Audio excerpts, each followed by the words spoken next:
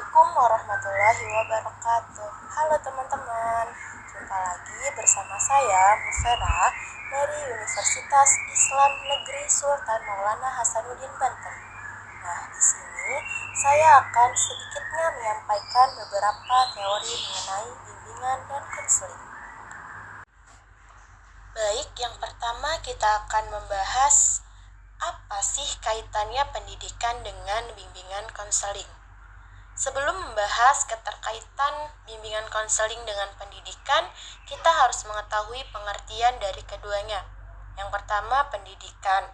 Pendidikan adalah pembelajaran, pengetahuan, keterampilan, dan kebiasaan sekelompok orang yang diturunkan dari satu generasi ke generasi berikutnya melalui pembelajaran, pelatihan, maupun penelitian.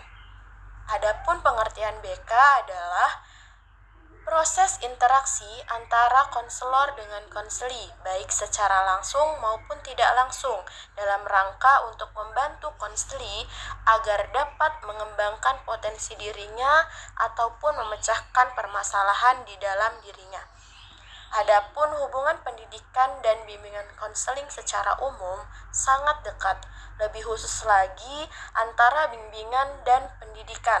Dengan kata lain, kedudukan bimbingan konseling dalam pendidikan terlihat pada kegiatan pendidikan. Selanjutnya kita akan membahas kaitannya manajemen pendidikan dengan bimbingan konseling. Keduanya memiliki kaitan yang sangat erat. Pendidikan tidak bisa lepas dari kehidupan sekolah untuk peserta didik.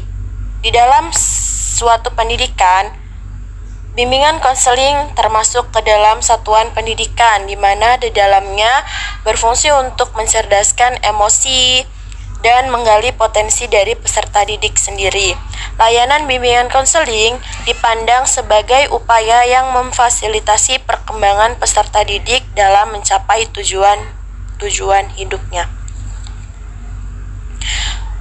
Adapun seperti untuk mencapai kemandirian, memahami diri, menerima, mengarahkan, serta pengambilan keputusan terhadap masalah yang dihadapinya.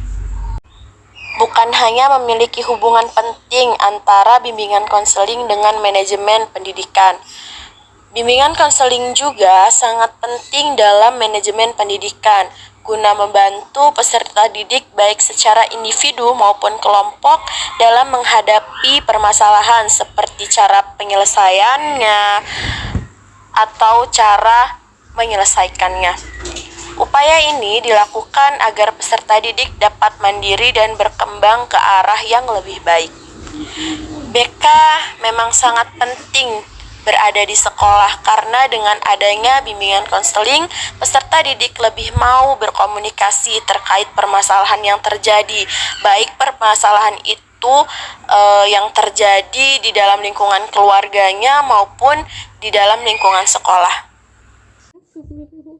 Adapun manfaat dari bimbingan konseling sendiri di sekolah, yang pertama itu menciptakan pandangan positif kepada diri sendiri dengan adanya perasaan lebih bahagia, lebih baik, tenang, serta nyaman.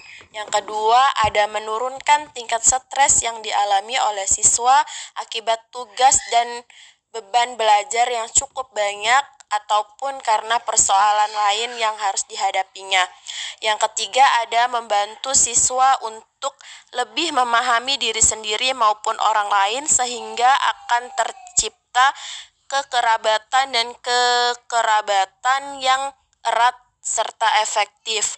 Dan yang keempat, ada membantu siswa untuk lebih mampu mengembangkan diri sehingga dapat menggunakan potensi yang ada pada dirinya secara optimal di masa yang akan datang atau masa depan. Oke, mungkin itu saja yang dapat saya sampaikan. Kurangnya saya mohon maaf karena saya juga masih ada dalam tahap pembelajaran.